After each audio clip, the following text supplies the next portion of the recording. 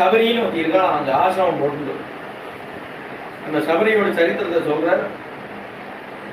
அப்பா அம்மா யாரும் தெரியாது, அந்த காட்டுல விட்டுட்டு போயிட்டா, அவளுக்கு ஒண்ணுமே தெரியாது, இந்த காட்டிலே வளர்றா, எது கிடைக்கிறதோ அதை சாப்பிட்டு இருக்கா, அப்படிதான் வாழ்க்கை ஓட்டின்னு இருக்கா அவளுக்கு. திடீர்னு ஒரு நாள் என்னாச்சு, அவளுக்கு வந்து இன்னிலிருந்து நான் மாംசம் சாப்பிட்றது இல்லை, இன்னொரு ஜீவனை துன்பப்படுத்துறது இல்லை அப்படின்னு தோணித்தான் அவளுக்கு. அவளுக்கே ஆச்சரியமா போயிட்டான், நம்ம இப்படி கிடையாதே, நமக்கே இப்படி தோன்றது அப்படின்னு ஆச்சரியமாயிட்டான். அப்ப பார்த்தா அந்த இடத்துல எல்லாமே அப்படி இருக்கு, அந்த இடத்தோட சன்னிவேஷம் அப்படி இருக்கு. என்னன்னா எது எதுதான் அடிச்சு சாப்பிடுமோ அதெல்லாம் பக்கத்துல பக்கத்துல இருக்கு.